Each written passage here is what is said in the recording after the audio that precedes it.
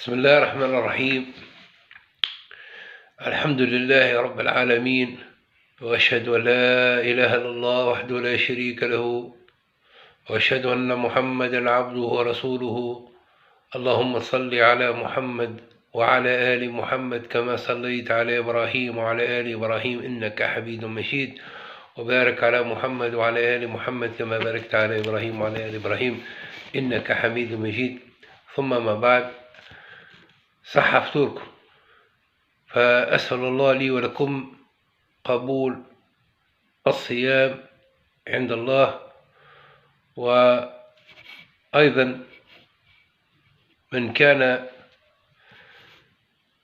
يشغل نفسه بتلاوة القرآن الكريم كلام الله مع التدبر والذكر وقيام الليل والتراويح، كل هذا يعني من الأعمال التي تقربنا إلى الله، فنسأل الله الإخلاص فيه والصدق والعمل ظاهرا وباطنا. فالله عز وجل أمرنا أن نتدبر القرآن الكريم. ومعنى تدبر القرآن الكريم هو أن تعلم يا عبد الله أنك مخاطب بكلام الله تعالى، فتصغى له بأذن قلبك، ليست بأذن هذا، أذن قلبك، وتتأمله بعين فؤادك، البصيرة بتاع القلب.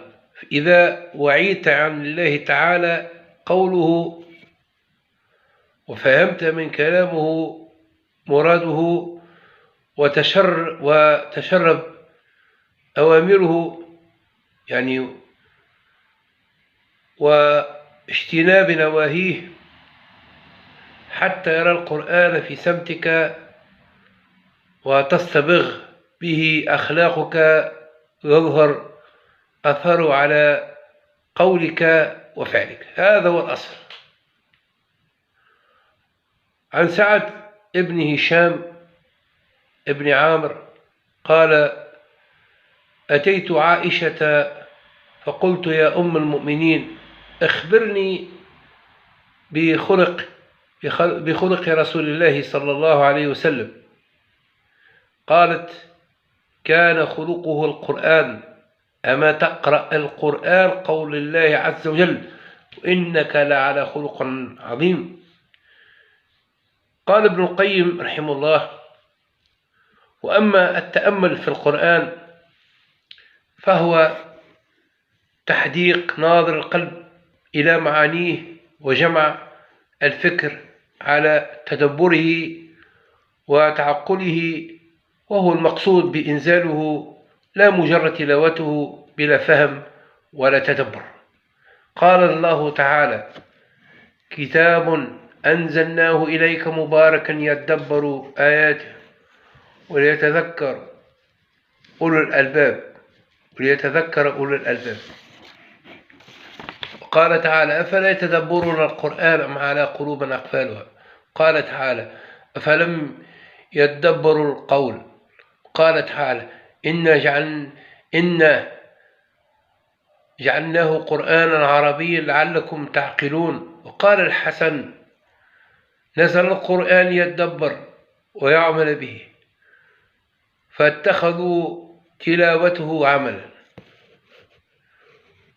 قال ابن القيم رحمه الله: فليس شيء أنفع للعبد في معاشه ومعاده وأقرب إلى نجاته من تدبر القرآن وإطالة التأمل فيه وجمع الفكر على معاني آياته، فإنها يعني تطلع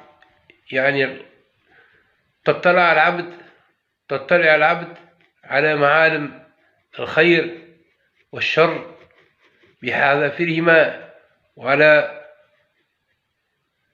طرقاتهما وأسبابهما وغاياتهما وثمراتهما ومآل أهلهما، وتدل يعني في يده مفاتيح كنوز السعادة والعلوم النافعة،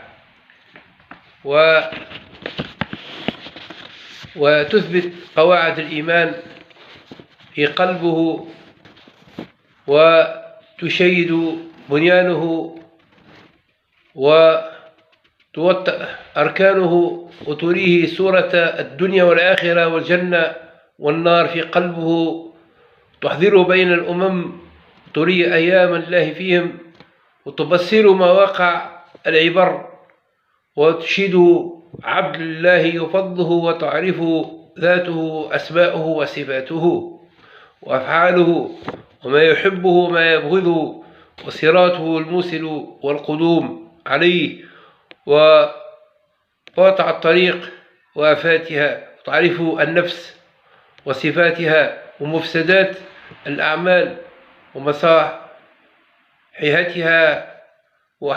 وتعرف طريق أهل الجنة وأهل النار وأعمالهم وأحوالهم وسيماهم ومراتب أهل السعادة وأهل الشقاوة وأقسام الخلق واجتماعهم فيما يجتمعون فيه وافتراقهم فيما يفترقون فيه. كان الناس فاتحين قنوات، بعض الناس يعني ولاو يتفلسوا في تدبر القرآن،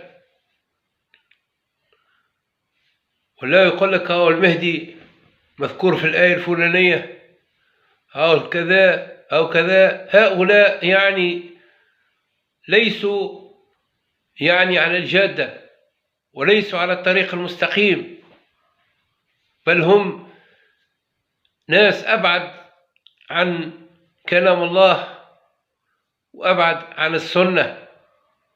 فنسأل الله أن يكفينا ويكفي شر المسلمين منهم، وأن لا يكثر سوادهم، ونسأل الله أن يكفينا شرهم أجمعين. والسلام عليكم ورحمة الله وبركاته.